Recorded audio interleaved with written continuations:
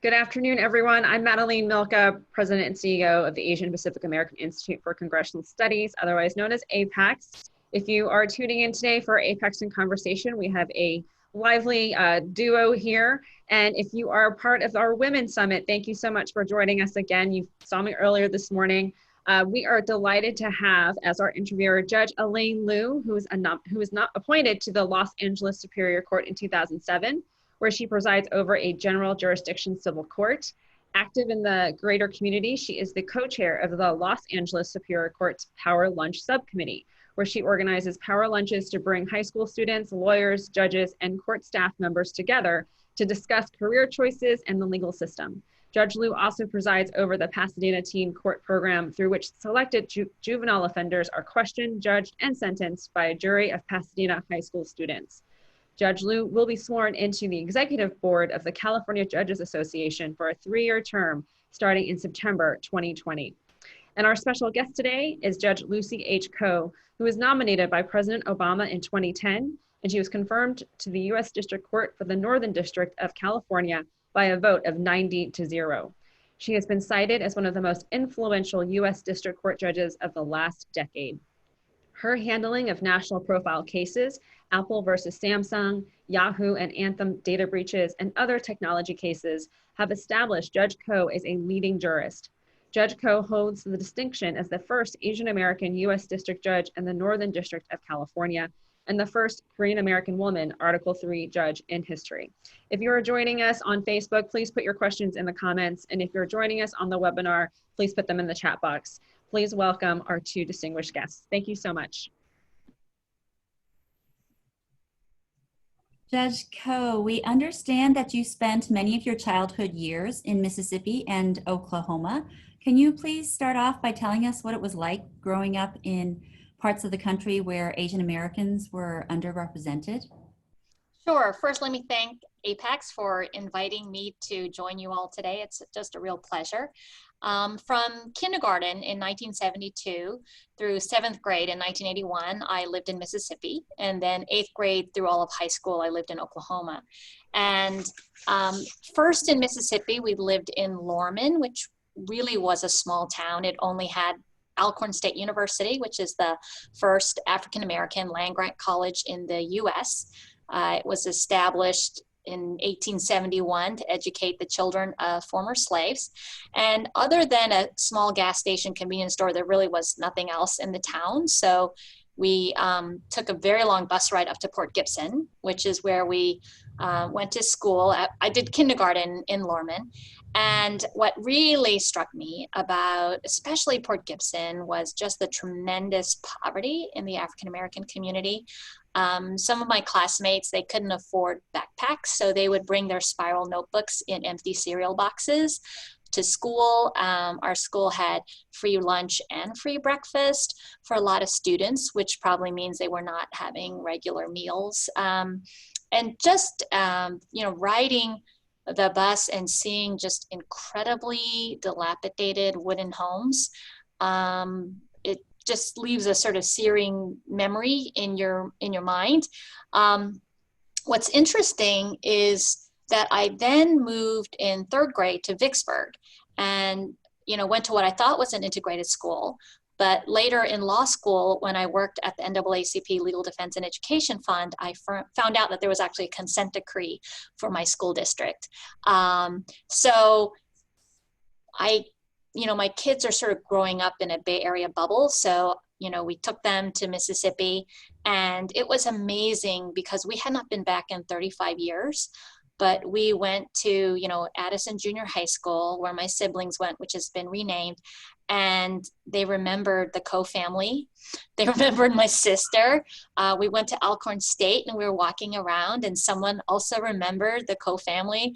It was just amazing. There are just so few Asians there and the population is small in the particular towns I'm talking about, and more people leave than come into those communities. So people have incredibly long memories.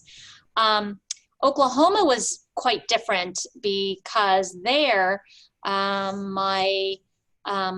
would say my public high school, which was just 11th and 12th grade, which was about 1,350 students. There were probably maybe 5 or 6 of us who were not Caucasian, so it was a very different experience. And there were 3 Asians in my high school class, including me. There was a Korean girl who had been adopted by a Caucasian family. And then there was my friend who was Chinese Indonesian. But we also took the kids to Oklahoma in 2016. And really, sadly, the economy was not doing well then. And there were 3 large businesses where you can sell the plasma in your blood for $50 a day, $100 for the week, or $300 a month. And they're huge, Walmart size businesses. One was in my neighborhood where I lived during high school. And it was sad to see. Okay, let's fast forward a little bit. Can you please tell us about your career path after college and law school? Sure. So in my 3rd year of law school, I had applied for every single public interest fellowship that existed at the time, and just kept getting rejected from every single one of them. And so by spring, I was starting to feel dejected, but I then did get the Women's Law and Public Policy Fellowship. It pays you to work on women's issues in Washington, D.C., and you get to pick your placement from all the different institutions that have applied to receive a fellow. And one of my law school classmates, she was a year behind me, had worked for Senator Ted Kennedy on the Senate Labor and Human Resources Committee. And she told me how exciting it was to work in the Senate, how effective Senator Kennedy was in getting legislation enacted. And so one of the options was to work for him on the Senate Judiciary Committee. And I just jumped at it based on what she said about that opportunity. And then while I was there, it was a 1-year fellowship. I met someone who worked for Senator Paul Simon's Senate Judiciary Committee, who then recruited me to serve on a dinner committee for the Conference on Asian Pacific American Leadership. It was called CAPAL, their dinner committee. We organized annual dinner. We had to invite people, raise money, organize the logistics and whatnot. And that person ended up getting an appointment in the Clinton administration at the Department of Justice in the Office of Legislative Affairs. So then when he needed someone at this special assistant level, I got hired to work for him. And then while I was there, the issues that I worked on, I worked with various parts of the department, and someone in the Deputy Attorney General's office ended up leaving who worked in my issue area. So then I got hired to work for the Deputy Attorney General. And while I was at the Justice Department, I was meeting people who came from everywhere, nonprofits, other government agencies, academia, private law firms, whatever. And so many of them had all been AUSAs and had said that was the best job they ever had.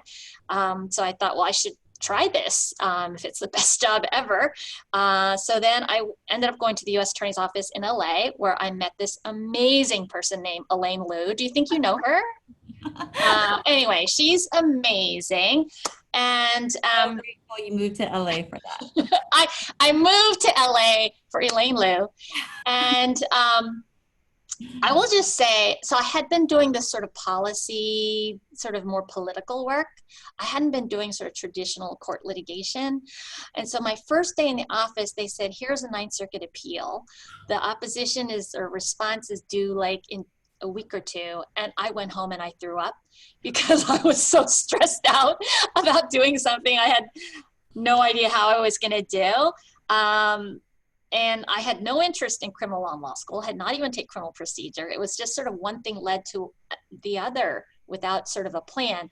So then while I was in the U.S. Attorney's Office, they started... quick study, so... I'm sorry? While I was in the U.S. Attorney's Office, they started training people to prosecute intellectual property crimes. And it was during the dot-com boom, so everybody was like interested in technology and somehow, getting involved. And so I got really interested in that. My grandparents had lived in San Jose forever. And so I thought I really want to go to San Jose, or at least be near my grandparents. I was extremely close to them. My grandmother had raised me. And I thought, well, I'm going to do intellectual property. Like, this sounds so cool. So then I ended up coming here. At the time, I went in as a 7th-year associate, which was also a little crazy because I had done no civil litigation other than summer jobs in law school before that.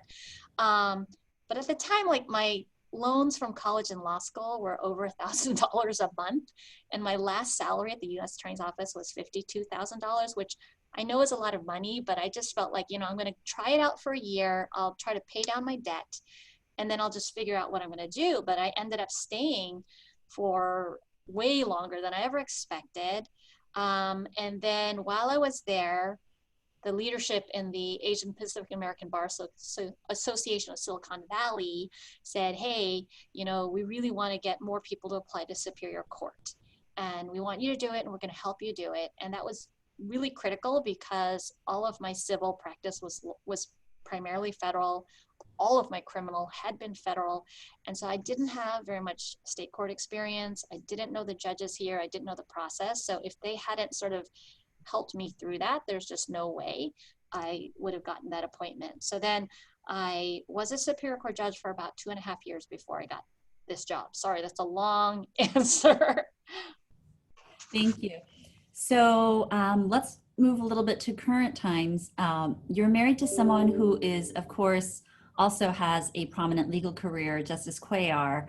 How do you find a way to achieve some kind of balance, work-life balance, juggling both of your challenging careers and raising a family? So one thing we do is that we sort of alternate who's going to be really intense at the job and who's going to be sort of taking care of the fort at home. And that can vary year to year. Sometimes when we're desperate, it can vary minute to minute, hour to hour. And I'll just give an example. So when you know, he worked in DC for the Obama administration, he would leave on Sunday and he'd come back Friday. And I was at home with the kids. They were 2 and 4 years old. They were very young. And so it was really a challenge to do that during the week. My parents really helped a lot. But also I was a Superior Court judge at the time. And so it helped that the assignments that I had allowed me not to work hardly any nights and weekends. So I was able to sort of pick up the slack. And then when he came back, is, you know, roughly the transition of when I transitioned to this job, which is nights and weekends for sure. And so it really helped. Then he went back to his tenured professor job and had more flexibility and could pick up the slack. So one is just sort of alternating who's going to sort of take care of more of the home responsibility. The other thing is to multitask like crazy. So I give this example. When I, you know, used to walk my kids to school daily for a really long time. Now, one of my kids won't be seen with me in public, so I'm not really allowed to do that anymore. But when I did that, I would wear a Korean face mask. I would have weights, so I'd be lifting weights. So as we're walking, I'm bonding with the kids. I'm providing transportation to school. When I drop them off, then I go to the post office and check our mailbox. So I'm checking mail. I'm like, you know, hydrating my skin. I'm trying to do weight bearing exercise, not to get osteoporosis. I'm like trying to get vitamin D, which, you know, vitamin D deficiency affects a lot of working moms. So like, you know, just trying to squeeze as much as I can out of every minute. Like even right now I am standing, which burns more calories than sitting. So like just as much as I can squeeze into every minute, I just, you know, try to do that. Are you on a treadmill? No, but I do have a foot roller, so I could massage my foot right now if I wanted to. I'm not going to do that out of respect for this audience, but, you know, just always trying to think of how much can I squeeze into this sort of, you know, moment, because I want to do so many things and time is limited.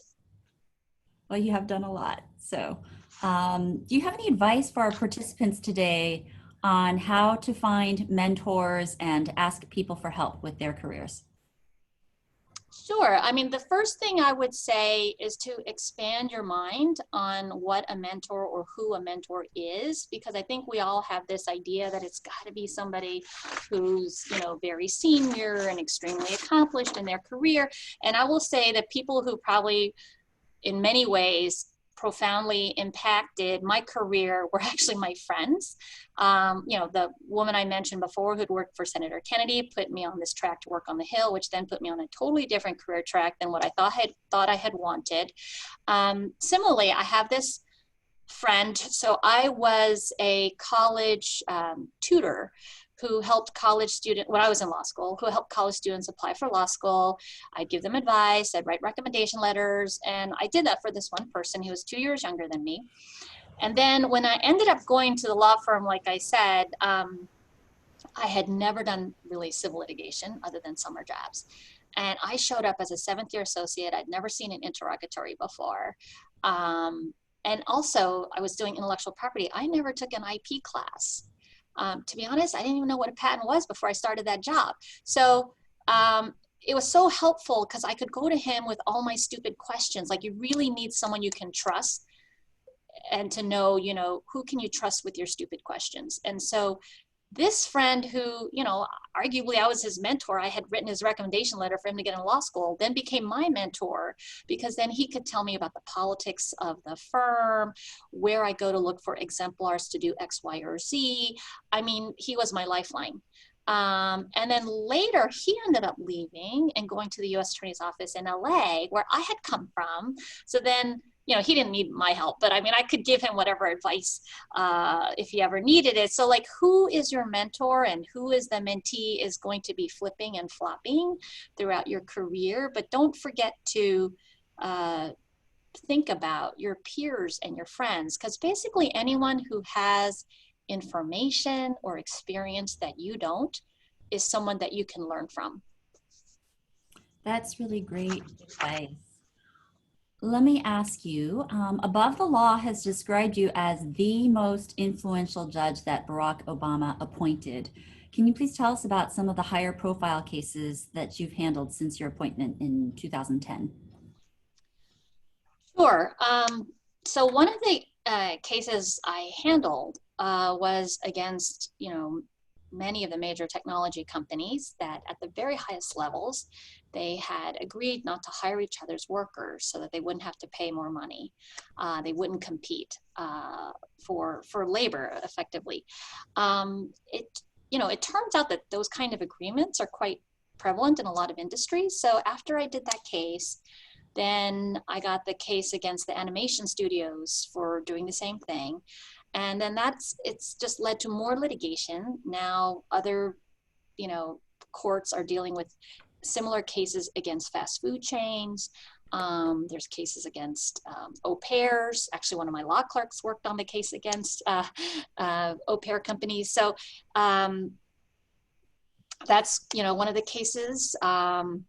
I mean, obviously, a lot of people, you know, may think Apple, Samsung, that case was 4 different jury trials, a very long time. I mean, countless appeals. That one went to the Supreme Court. And then just a lot of privacy cases against Apple, Google. I have them now against TikTok and Zoom, and a lot of antitrust cases against like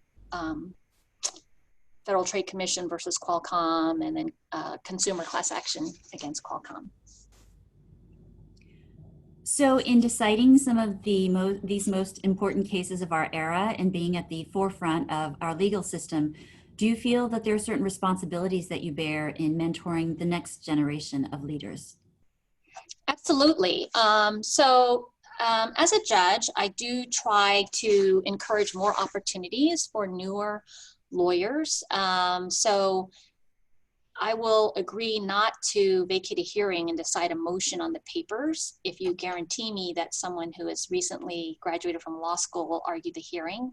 My standing order on trials requires the parties to brainstorm and think about what opportunities they might create for this sort of next generation of lawyers. When I select lead counsel in multi-district litigation or other cases, I try to think about giving opportunities to people who don't normally get a chance to do that. But also, you know, I try to talk as much as possible and meet with high school students, college students, law students. There's so much anxiety now about careers and how much do I have to know, like, my path for the rest of my life. And I try to make people more relaxed and, be open and fluid to different opportunities, but don't feel like you have to have everything all sorted out. And then also it's just like spreading information about, opportunities to serve the court, because it'll help you raise your profile, it'll help you to apply to be a judge if that's something you're interested in, just different opportunities. I mean, so much of advancing your career is just having the information to find out about what's out there.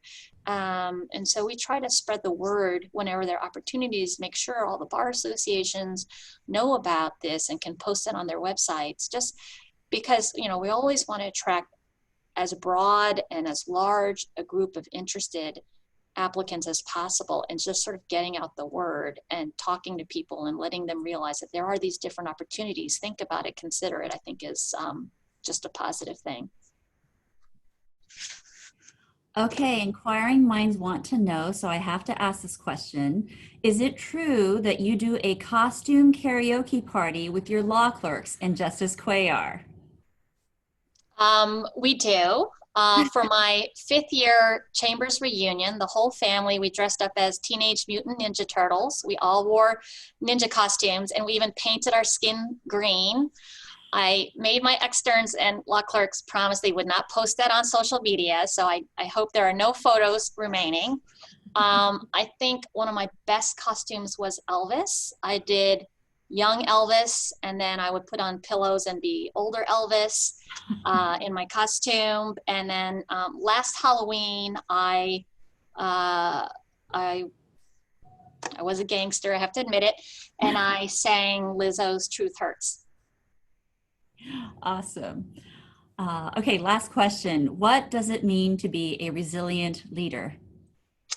So I think the late Congressman John Lewis is the epitome of a resilient leader. I mean, whether it's the freedom rides or desegregating lunch counters in Nashville or Bloody Sunday, I mean, he was always at the front getting his head beaten in and going to the hospital and then coming right back out of the hospital and doing it again.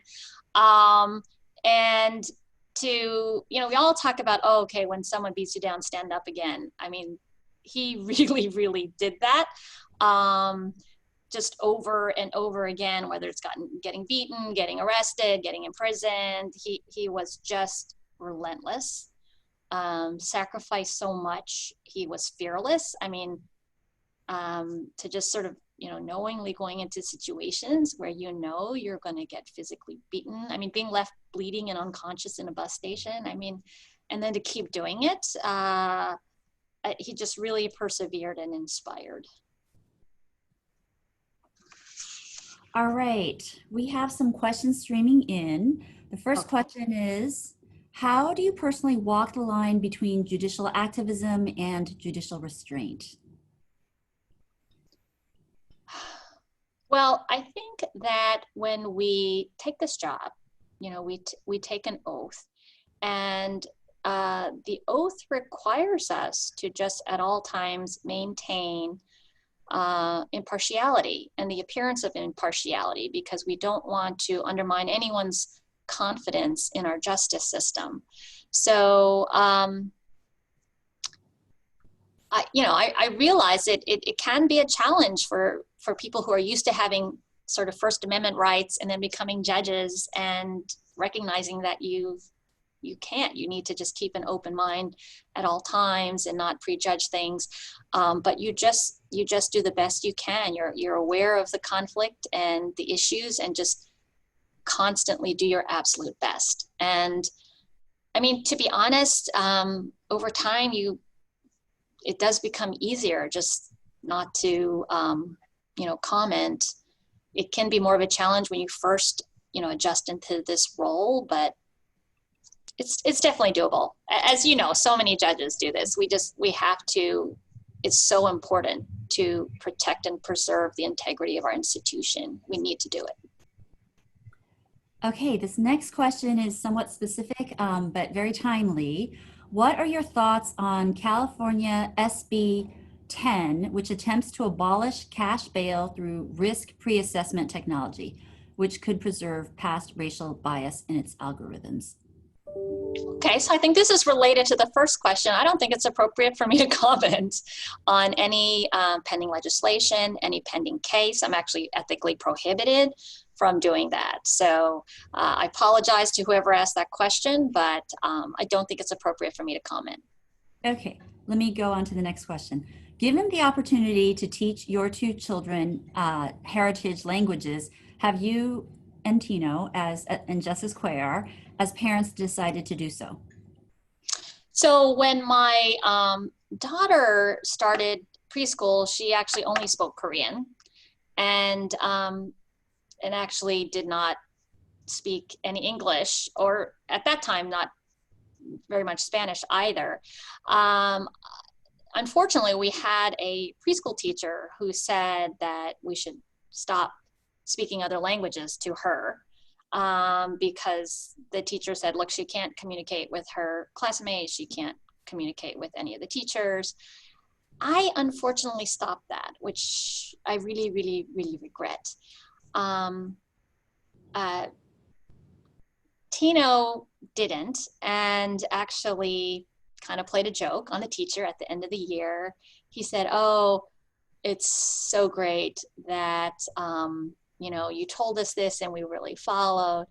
And then as she was leaving, he was said, "Vámonos," and she said, you know, that she answered in Spanish. So obviously we hadn't, but anyway, it's a hard thing to do. I think it's especially harder with the second child because the second child then communicates with the first child all in English, and then it really gets difficult. But I have made them both promise me that in college they will learn Korean. They are, you know, taking Spanish from 6th grade through 12th grade, so they'll have, you know, a solid, like at least 7 years of learning Spanish, and if they decide to continue it into college and later, it'll be even longer. That's great. Okay, here's a question from Margaret Masanaga in Hawaii. Oh, hi. Hello, Margaret. She says, aloha from Kona, Judge Lucico. Love your Aloha. talk. Love your talk. Do you have a sisterhood group of friends? I do. I mean, of the closest, I mean, obviously I have friends in the Bay Area, but I would say my closest sisterhood, I would say 3 are in LA. Elaine is one of them. One is in Michigan and one is in Boston. So we try to get together as much as we can. Obviously in the COVID pandemic, that is not happening. But I mean, those are all my bridesmaids. And I mean, obviously I have other women friends that I really cherish, but you know, I would say, I've always told this group of women that when we get old, let's all retire and live in the same, you know, retirement community, and we'll drive each other to our medical appointments and just take care of each other as we get older. We'll see. Hopefully that'll happen, right, Elaine? Yes. I just want to add that even when Judge Koh is handling the most high profile cases and, you know, works all sorts of hours, she always manages to give a lot of emotional support when needed to all of her sisterhood of friends. Okay, this is the last question. We're getting a time warning. This is the last question. Okay. Do you ever encounter as an Asian American woman, either in identity politics or assumptions of what people think Asian women may be like? And how do you overcome these challenges? So, I mean, I think we all have conscious or subconscious sort of stereotypes or assumptions about people based on who they are. And we all have to be aware that that exists. We have to all actively check ourselves to make sure we're treating everyone fairly, everyone equally. And I mean, it is challenging because a lot of these assumptions and stereotypes are deeply embedded and may not even be aware that they're there. So, I mean, I think for Asian American women, I would say there are, as we all know, good stereotypes and bad stereotypes. And even the good stereotypes have bad consequences and aspects to them. But I mean, I think some stereotypes as an Asian American woman may have been somewhat favorable. Like, I think we're generally perceived as hardworking. We're generally perceived as somewhat smart. I think having done intellectual property, it was helpful that people thought I knew something about math and science when I frankly am not strong in those areas. But there are a lot of negative stereotypes: submissive, passive, no gravitas, no leadership, not having the soft skills to be a leader. And those I think are really, really harmful and extremely difficult to overcome. What are some ways that you have overcome those negative stereotypes? Well, some things are, just by our actions. If you think that Asian American women are submissive and passive, well, just look at what so many Asian American women have done. That is just the epitome of the opposite of submissive and passive. And just trying to take advantage of opportunities to show either leadership skills or the gravitas. I'm sorry, I don't feel like I have a really good answer. I certainly understand the sentiment and the other thing I guess I would say is to constantly also try to push myself outside of my comfort zone, also to, be with people who may not normally socialize and just have as much interaction with someone who's an Asian American woman, and just sort of having them get to know more and more Asian American women as people, I think will sort of also help break down some of those stereotypes. Because once you make what seems like sort of a amorphous sort of block of people representing a certain type of thing, and you get to know them more and more individually, you start seeing so many more human aspects of them and seeing less the sort of categorical assumptions about them. All right. I want to thank you so much, Judge Ko, for all that insightful, helpful advice. You've been one of the truly most inspiring leaders for us. So thank you so much for sharing those thoughts. And thank you, Judge Liu, for interviewing me. And thank you to you both, Judge Liu, Judge Ko, for joining us today as a part of our APAICS In Conversation and as our crossover programming with our Women's Collective Summit. We greatly appreciate your time and insight. Next Thursday, join us on August 6th at 12:30 p.m. Eastern, where we will be hosting May Lee Tom, author and former Chief Administrative Officer of the California Assembly and Chief of Staff to the President of the California Senate. So join us next week if you are going to watch us for our next APAICS In Conversation. And if you are going to continue with us for the Women's Summit, we have a quick break and we will be back here in about 10 minutes. So thank you so much for joining us today. Thank you so much. Thank you. Be well. Stay healthy, everyone. Hi, Judge Liu and Judge Ko. Can we take a quick Zoom screenshot photo? Oh, sure. You just pose. Okay. All right. 3, 2, 1. Okay, got it. Thank you so much for the great conversation. Okay. Thank you. Thank you for having us. Bye-bye. Bye. Thank you, Elaine. Really appreciate it. Thanks, Vincent. Thanks, Anthony. Thanks, Joyce. Take care. Bye-bye. Thank you.